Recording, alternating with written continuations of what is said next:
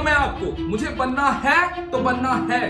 Mark my words, CBSE topper अब की बार आप ही होगे, चाहे दिन हो या रात, बस अब मुझे पढ़ना है।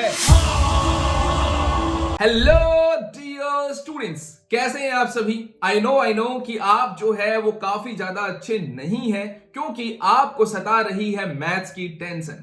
अब यहां पर आज इस वीडियो में हम करेंगे सैंपल पेपर का भांडाफोड़। सैंपल पेपर के हर एक क्वेश्चन को हम बहुत बारीकी से जो है वो सीखने वाले हैं। उस क्वेश्चन के कोर कंसेप्ट तक जाएंगे और उसको यूं चुटकियों में जो है वो समझ लेंगे, और वो भी एक बेटर प्रेजेंटेशन के साथ। यानी मैं आपको इसमें यह भी बताऊंगा कि किस तरीके से आपको सॉल्यूशन को प्रेजेंट करना है। आपको दिखेगा मेरी वाली आंसर शीट में कि मैंने किस तरीके से अपने सॉल्यूशन को प्रेजेंट कर रखा है। ये आप जब देखते रहोगे कंटिन्यूअसली तो आप भी हैबिचुअल हो जाओगे एक बेटर प्रेजेंटेशन के। एंड यू नो कि प्रेजेंटेशन तो कितना इफेक्ट डालती है हमारे एग्जाम्स में। Did you get it? You got it. तो चलिए फिर विदाउट एनी डिले स्टार्ट करते हैं सीखना, समझना और लिखना। यहां पर आते हैं हम क्वेश्चन नंबर 21 पर। क्वेश्चन नंबर 21 को अगर हम अच्छे से रीड करें तो कहता है cot inverse 3x + 5 greater than है π/4 से।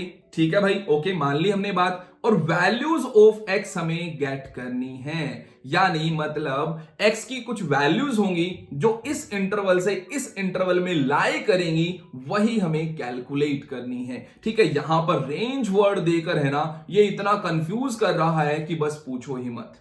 समझ आ रहा है? समझ आ रहा है। तो यहां से हमने देखो अपने क्वेश्चन को क्या करना है, एज इट इज लिखना है। Cot inverse 3x + 5 greater than है मेरा π/4 से। That's very simple sir. अब यहां पर अगर मैं आपको एक बात बोलूं तो आप मेरे साथ जो है वो सीखते हुए जाना, ठीक है?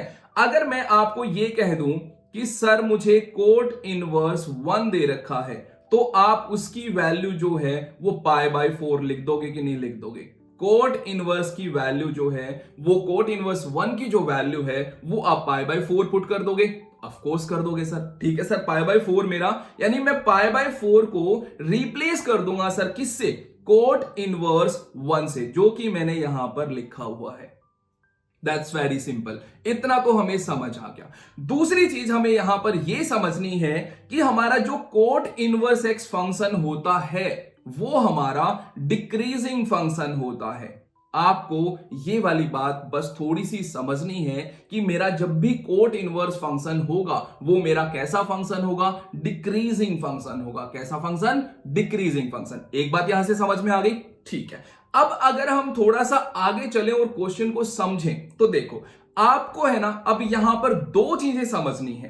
पहली चीज मैं आपको बड़े अच्छे से समझाऊंगा। पहली चीज ये समझनी है कि आपको y = कोट इनवर्स x, ये वाला फंक्शन दे रखा है हमें। क्या दे रखा है? y = coat inverse x। ठीक है, अब यहां पर जैसे जैसे मैं x की वैल्यूज को इंक्रीज करूंगा, जैसे जैसे मैं x की वैल्यूज को हम यहां पर इंक्रीज करेंगे, वैसे वैसे मेरा जो y है वो डिक्रीज होना स्टार्ट हो जाएगा। यानी कोट इनवर्स x जो है वो मेरा डिक्रीज होना स्टार्ट हो जाएगा। समझ में आ रहा है? जैसे जैसे मैं x की वैल्यू को इंक्रीज करूंगा, मेरा y जो है वो क्या हो जाएगा? डिक्रीज हो जाएगा। Did you get it? You got it. अब दूसरा पॉइंट और समझो। दूसरा पॉइंट तो भाई साहब आपके दिमाग में उतर जाएगा। समझना इस चीज को, देखना किस तरीके से। अगर मैं लिख दूं कोट इनवर्स √3 लेस होता है कोट इनवर्स 1 से, तो आप इस वाली बात को बिल्कुल एग्री करते हो। अब देखना कैसे। आपने मुझे सिर्फ इतना बताओ कि चैप्टर नंबर 2 हमने सोल्व कर रखा है inverse trigonometric function. Of course solve कर रखा है सर। अगर मैं बात करूं कोट इनवर्स √3 की, तो वहां से क्या वैल्यू दोगे मुझे? डिग्री में बताओ, डिग्री में क्या वैल्यू दोगे आप मुझे? 30 डिग्री दोगे? ऑफ कोर्स 30 डिग्री दोगे। तो यहां पर मैंने लिखा 30 डिग्री। 30 डिग्री आंसर आ गया इसका? आ गया sir. And which is less than, sir cot inverse 1 की वैल्यू कितनी होती है? That is π/4। सर π/4 भी समझ में आ गया। मतलब यहां पर हम लिखें तो 45 डिग्री है ना। अब ये बताओ, बस सिर्फ इतना बताओ कि 30 डिग्री जो होता है वो 45 डिग्री से कम होता है या ज्यादा होता है? सर ऑफ कोर्स कम होता है सर। तो इसका मतलब यहां पर हमने ये चीज जो है वो बिल्कुल सही लिखी है। अब बस यहां पर तीसरी बात और समझना, मेरी तीसरी बात यहां पर मैं क्लास 11th को उठा के लाऊंगा एक बार, और आप यूं चुटकियों में समझ जाओगे, फिर इसको देखना। ठीक है, मेरे पास एक स्टेटमेंट है, मेरे पास एक स्टेटमेंट क्या है कि मेरा -x जो है वो लेस है 4 से। मैंने कोई भी स्टेटमेंट रैंडमली यहां पर उठा ली है। माइनस जो x है वो है मेरा लेस देन 4 से। अब यहां पर अगर इस इनइक्वालिटी को मैं दोनों तरफ मल्टीप्लाई कर दूं -1 से, दोनों तरफ मैं किससे मल्टीप्लाई कर दूं? -1 से, तो क्या होता है? साइन ऑफ इनइक्वालिटी जो है वो चेंज हो जाता है। यानी अगर वो लेस देन है तो ग्रेटर देन हो जाता है, ग्रेटर देन है तो लेस देन हो जाता है। ये हमने 11th क्लास में इस कंसेप्ट को पढ़ा था। यानी जब मैं -1 से मल्टीप्लाई करूंगा या -1 से डिवाइड करूंगा बोथ साइड्स, तो मेरा साइन ऑफ इनइक्वालिटी क्या हो जाएगा? चेंज हो जाएगा। Did you get it? You got it. Okay, चलो भाई ठीक है, ये तो समझ में आ गया सर, ये तो समझ में आ गया सर हमें कि मेरा अब जो x है साइन ऑफ इनइक्वालिटी चेंज हुआ और ये हो गया -4। That's very simple, that's very simple. बस इतना ध्यान रखना है, 11th में हमने सीखा था कि अगर मैं -1 से या फिर -1 से मल्टीप्लाई करूं या डिवाइड करूं तो मेरा साइन ऑफ इनइक्वालिटी चेंज हो जाता है। Did you got it? You got it. अब यहां पर फिर से बात नंबर 2 पर आओ।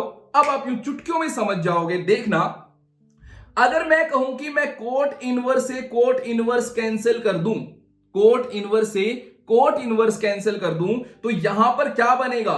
√3 लेस हो जाएगा 1 से, जो कि मेरी ये स्टेटमेंट हो जाती है फॉल्स। अब इस स्टेटमेंट को मैं फॉल्स तो नहीं होने दे सकता, इस स्टेटमेंट को क्या नहीं होने दे सकता? फॉल्स नहीं होने दे सकता। अब इस स्टेटमेंट को मुझे ट्रू रखने के लिए देखना मैं क्या करूंगा, मैं कर दूंगा √3 greater than 1। Wow, that's amazing.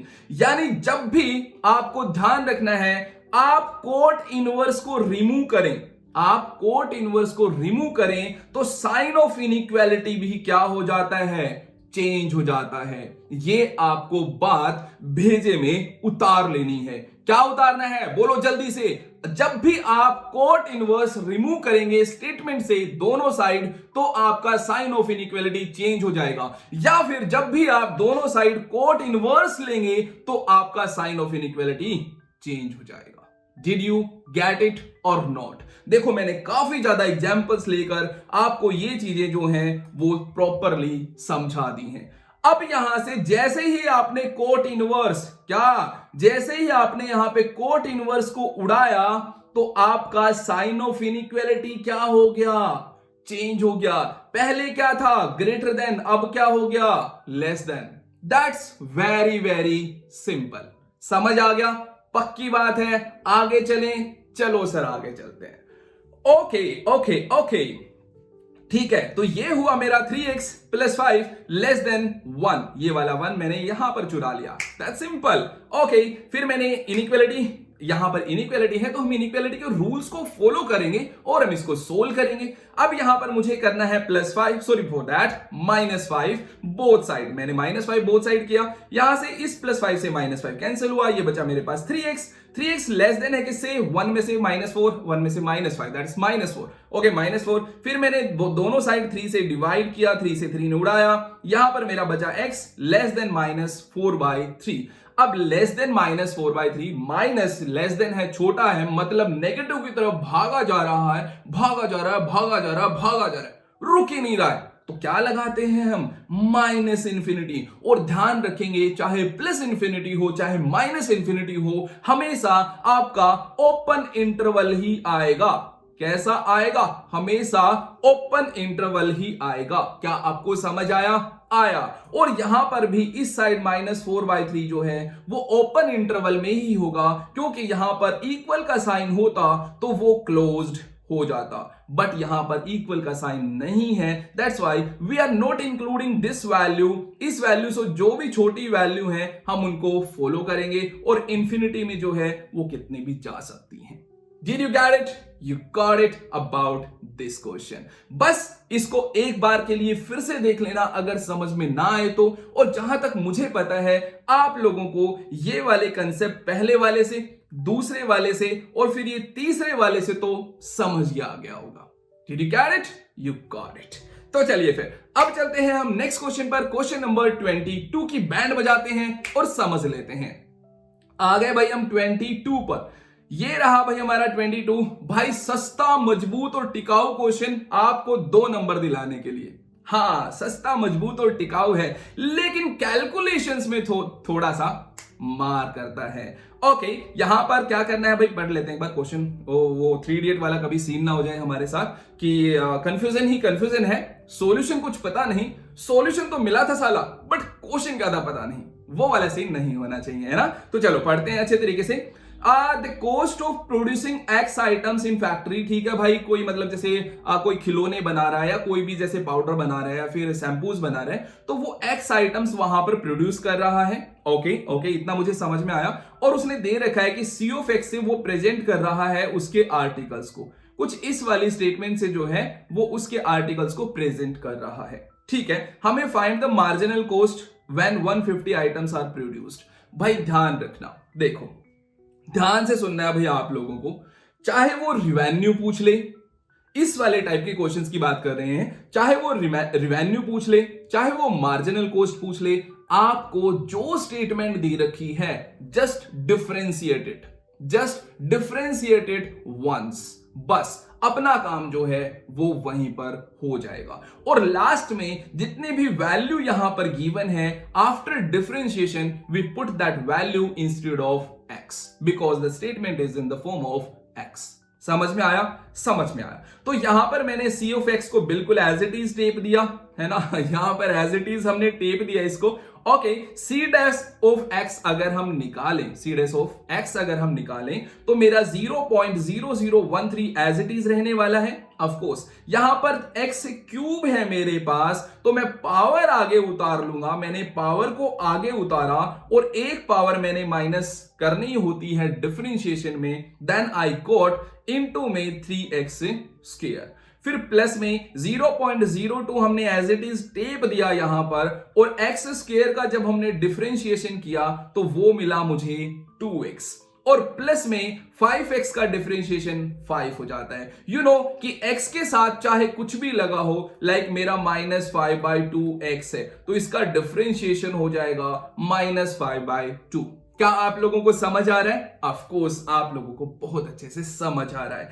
ठीक है, और यहां पर +5 लिखा हमने, यहां पर कांस्टेंट का डिफरेंशिएशन कितना हो जाता है? 0। That's very simple. ओके, आगे स्टेटमेंट पे चलते हैं। c डैश ऑफ x मुझे क्या करना है, थोड़ा सा मल्टीप्लाई करना है। अब मैं 13 को मल्टीप्लाई करूंगा 3 से तो 39 हो जाएगा, but I have to drop how many digits?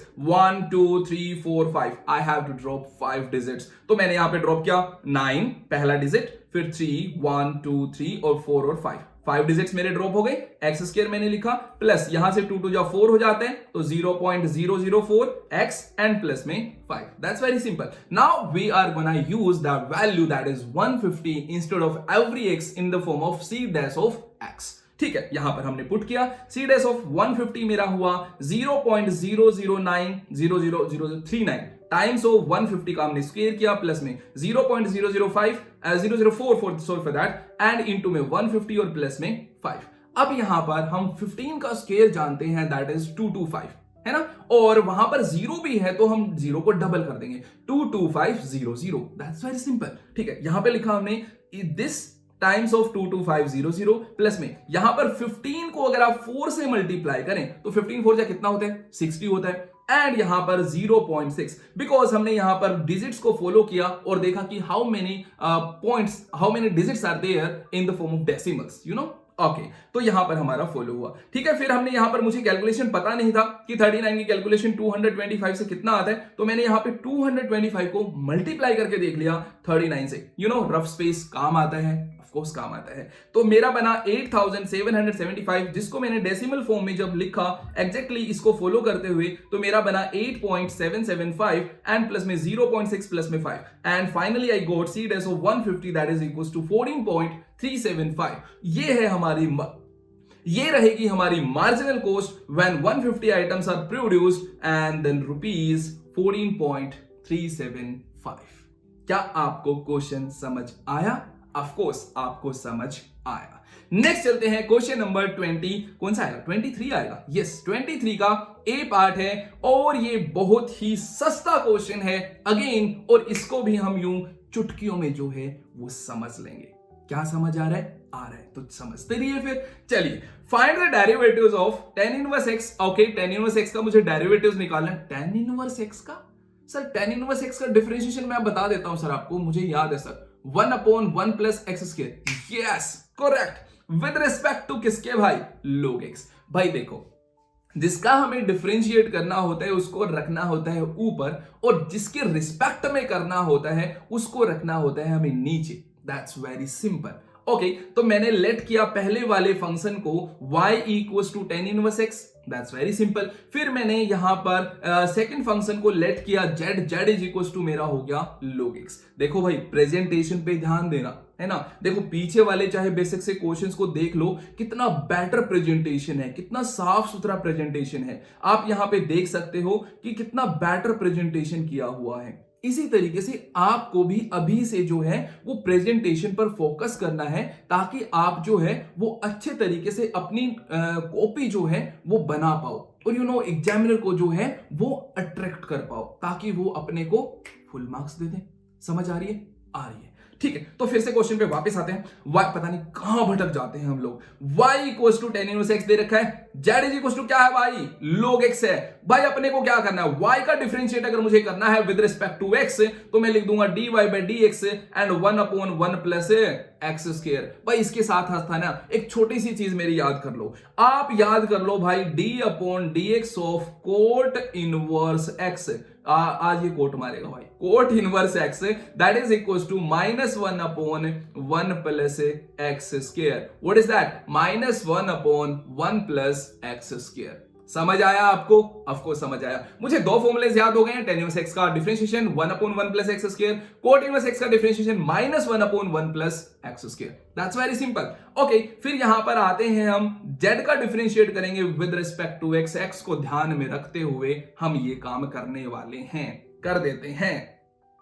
z का करेंगे dz with respect to x करेंगे तो dx that's equals to log के साथ कुछ भी लगाओ नीचे आ जाता है, और x का डिफरेंशिएशन कितना हो जाता है? 1। That's why we don't write it. समझ आया? ऑफ कोर्स समझ आया।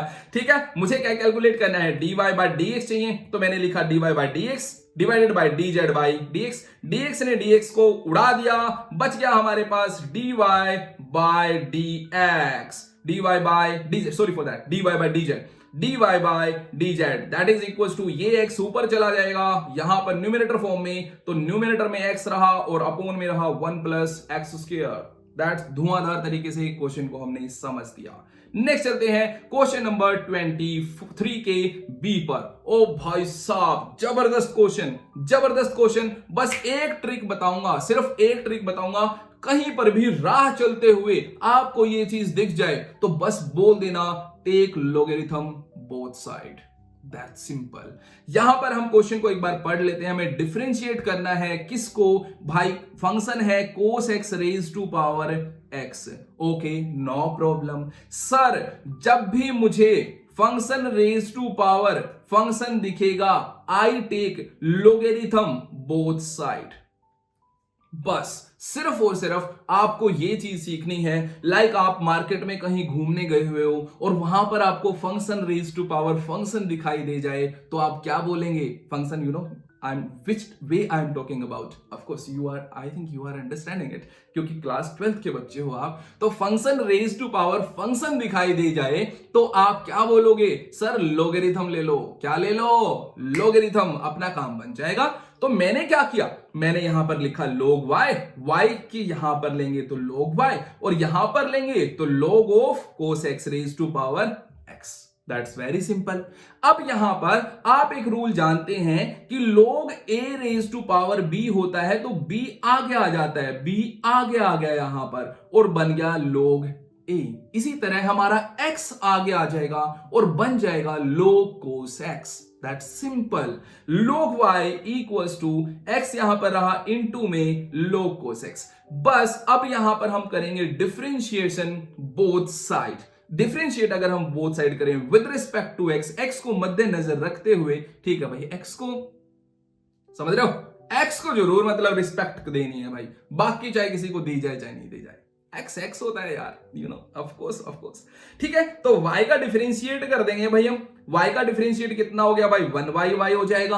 ऑफ कोर्स सर y के साथ जो भी लगाओ सर नीचे आ जाता है सर, दैट सिंपल सर। और सर मैं भूलूंगा नहीं, यहां पर y का डिफरेंशिएशन करना है विद रिस्पेक्ट टू x, तो मेरा हो जाएगा dy by dx which is equal to, यहां पर मेरा x है सर, मैं क्या फॉलो करूंगा sir, u into V follow करूंगा सर यहां पर, क्योंकि मेरा u इंटू वी बन रहा है। And what does u into v say, that is u as it is v का differentiation plus v as it is u का differentiation. That simple, that's so simple. लगाओ फॉर्मूला, ठोको, यहां पर x into में d अपॉन dx ऑफ log cos x ले लिया आपने, फिर प्लस में log cos x as it is, और फिर d अपॉन dx ऑफ किसका धर दिया, x का धर दिया। That's very simple. ओके, यहां पर आ जाएंगे, 1 अपॉन y रहा, dy बाय dx रहा equals to x as it is रहा, log cos x का फिर से log, और log के साथ फंक्शन को नीचे उतार लाओ तो 1 बाय cos x हो गया।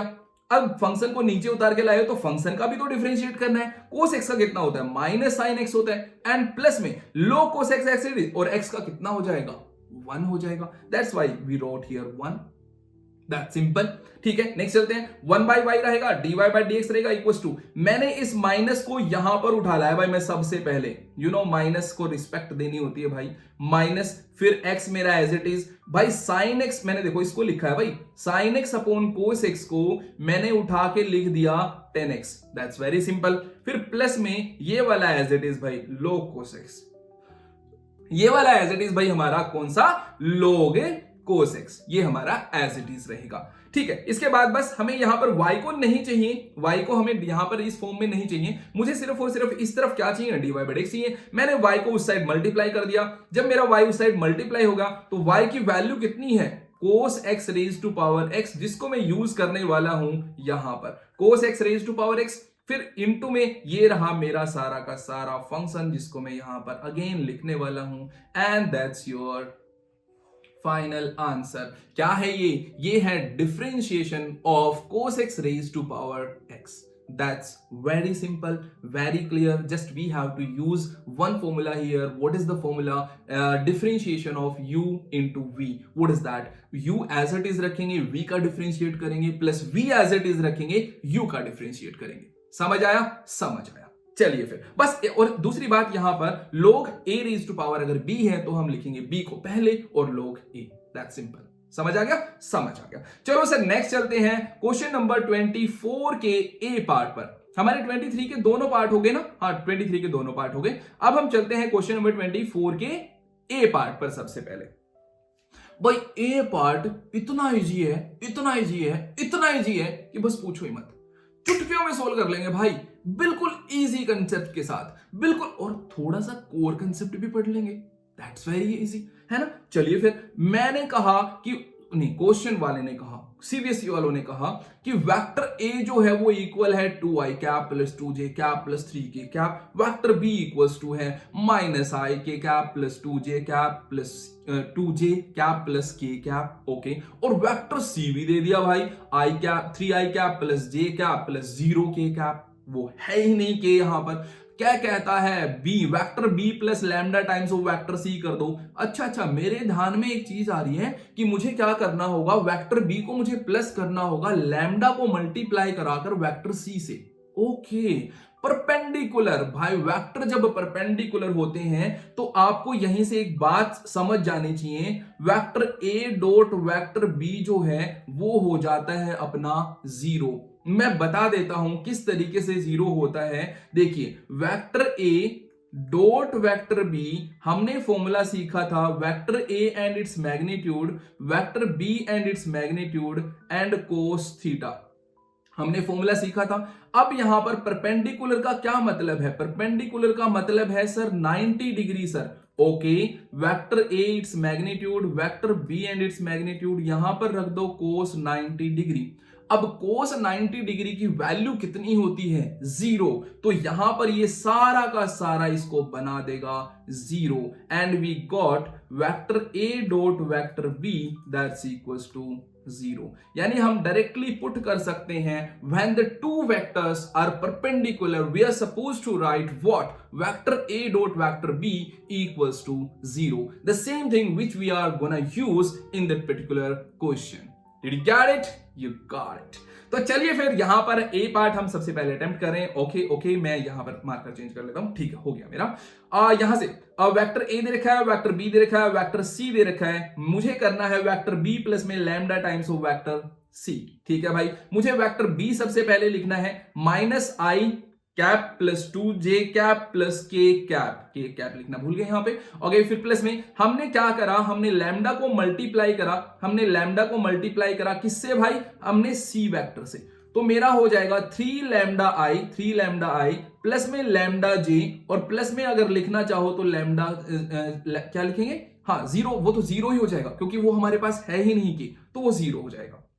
ठीक है, मुझे यहां पर इतना तो समझ आ गया। अब vector b plus lambda times of vector c, मुझे क्या करना है? मुझे i वाले कंपोनेंट्स, j वाले कंपोनेंट्स और k वाले कंपोनेंट्स को डिफरेंट मतलब अलग अलग करना है। तो मैंने यहां पर क्या करा, माइनस i से और इस 3 लैम्डा i से, ठीक है, मैंने i कैप को बाहर रखा, इसकी जगह पे मेरा बचा -1 और इसकी जगह पे रहा मेरा प्लस का 3 लैम्डा। That's very simple. फिर प्लस में इसी तरीके से मैंने j को बाहर रखा, 2 प्लस लैम्डा बना, और फिर प्लस में ये वाला जो k कैप है वो मेरा एज इट इज मैंने यहां पर लिखा। That's so simple.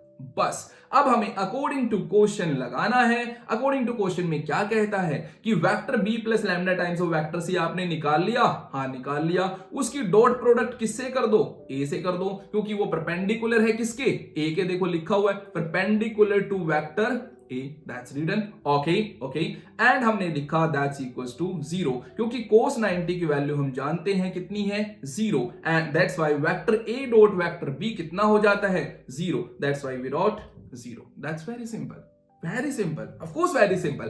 तो यहां पर आते हैं अब हम, यहां पर मेरा रहा ये वाला vector b plus lambda times of vector c। Okay, मैंने पहले ये वाला लिखा, फिर मैंने लिख दिया अपना ये, फिर डॉट में डाल दिया मैंने वेक्टर a को, जो कि मैं ऊपर से चुरा लाया, ये वाला था। ठीक है, यहां पर आया मेरा i, जब i से मल्टीप्लाई होता है तो